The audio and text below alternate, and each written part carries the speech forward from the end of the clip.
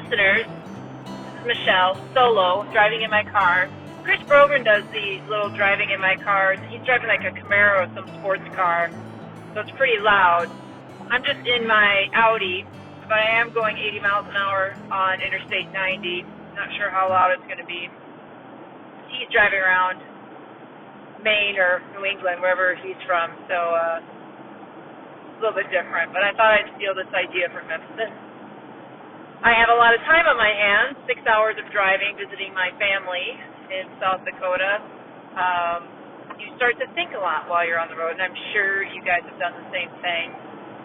Books can be written while we drive these long distances. Wars could probably be solved, the whole 9 yards. I always said, that there would never be any more TV networks, because when Michael Cooley started Sportsman Channel back in 2003, that was really the end of it, so to speak. That was the crux of, I think, starting a new TV network.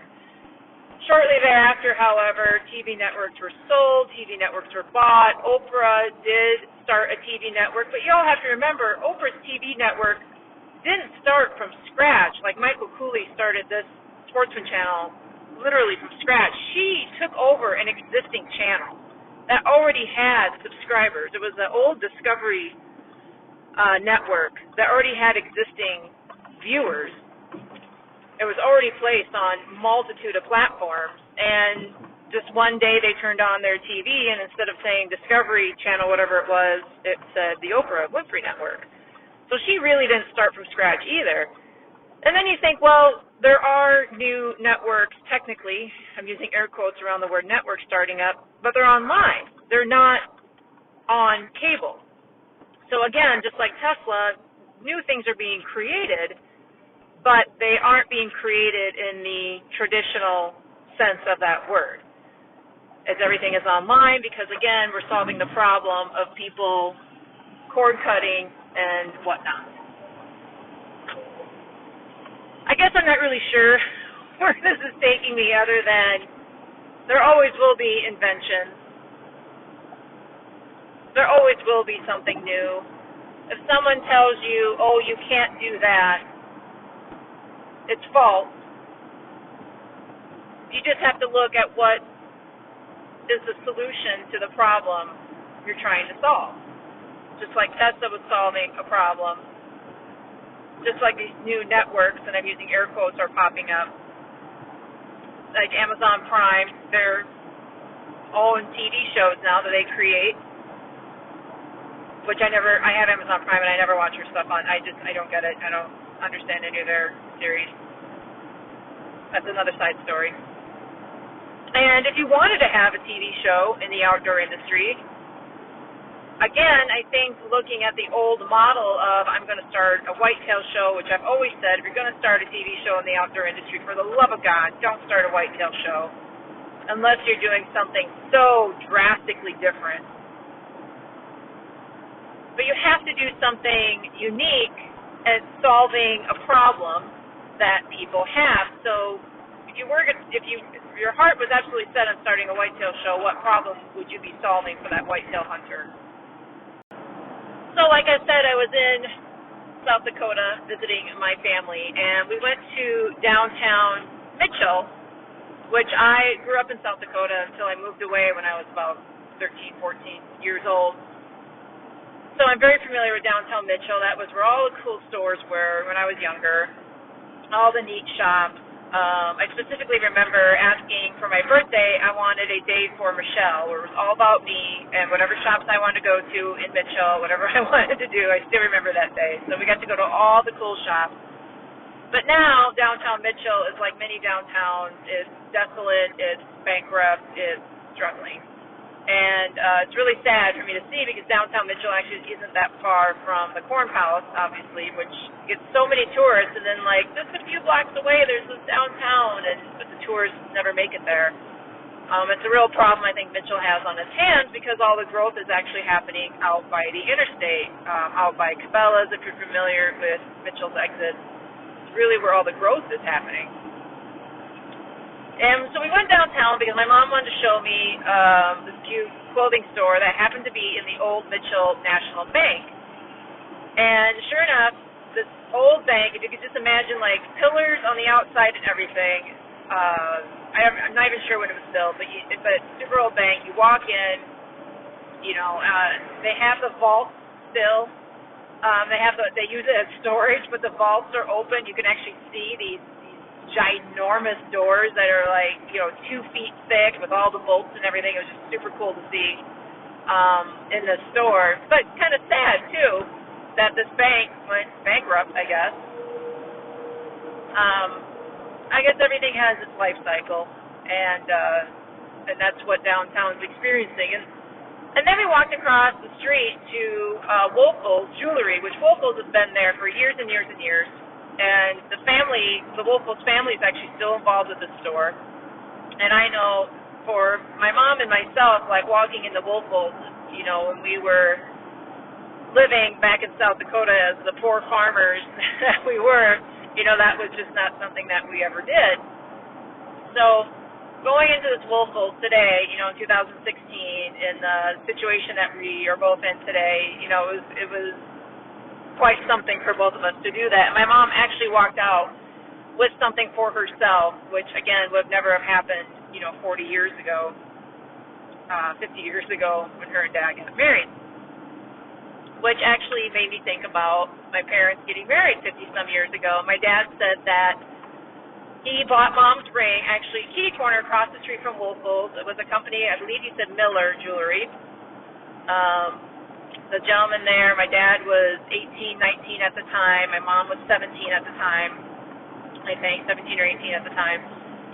Very young. And my dad went in to look for a diamond ring, and he said that, he was showing him this ring that my mom now has. She's never changed it out. She's never upgraded her diamonds. She's never changed the band. She's never done anything with this ring for over 50 years. And my dad said that, he said, well, I really like that ring, but I can't afford it. I can't do that. And the gentleman who owned the store behind the counter said, well, what can you do? My dad said, all I have is $20 on me. And this ring, my dad couldn't remember exactly. It was probably around $400 or $500, he thought. So $400 or $500, 50-some years ago. Today, I can't even imagine. What would that even be? 20,000? I don't even know. So this was quite something for my dad back then. And I forgot to ask him, what he did to even earn money, if it was just milking cows and, and doing the farm work.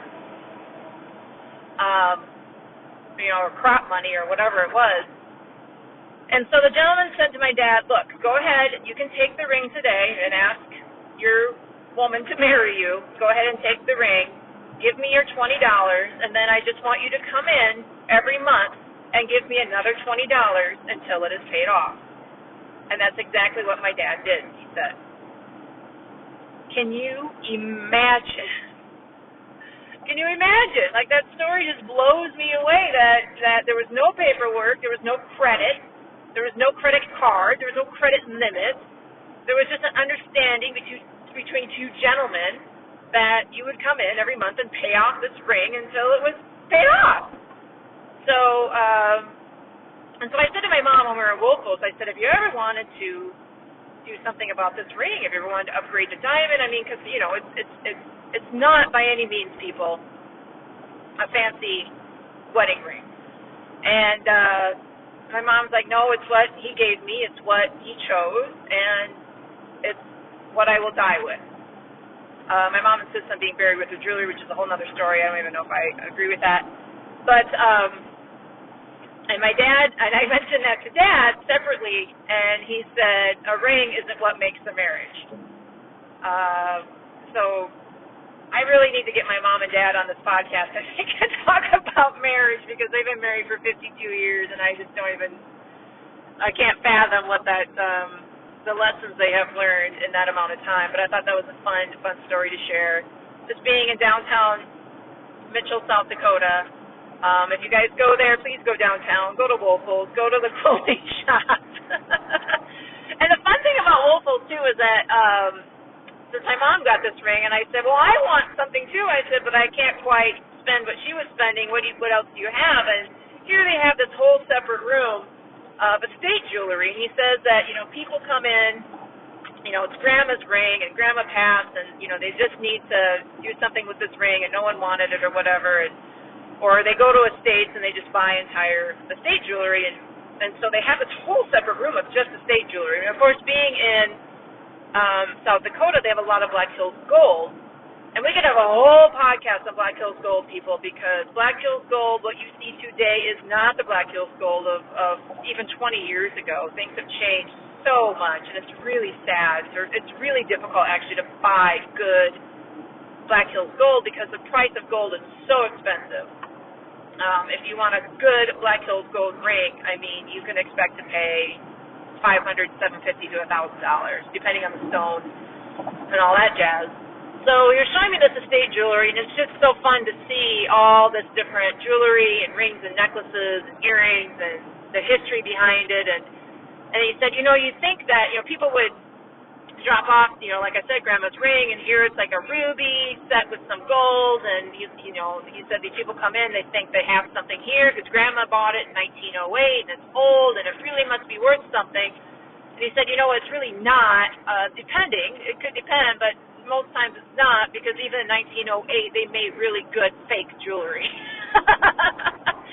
And really good fake, what we call manufactured stones, manufactured rubies and sapphires and all that. So I'm like, man, that's really interesting. And every woman should have a jeweler, I think, on her phone or whatever that she takes her. If you find something, you take it in and get it appraised and have them tell you what it's really worth, because it's just so fascinating, the life and span of precious stones and jewelry. So that's my little side story for you about my trip to South Dakota and visiting my family, and even a little love story in there with my parents who are still married today. They are 71 and 72. They got married when they were 18, I believe, like I said. So don't see them going anywhere in this short amount of time left on Earth, but maybe someday we'll have to talk to them about love and marriage and raising 4 children and dealing with me and all that. So peace out, people.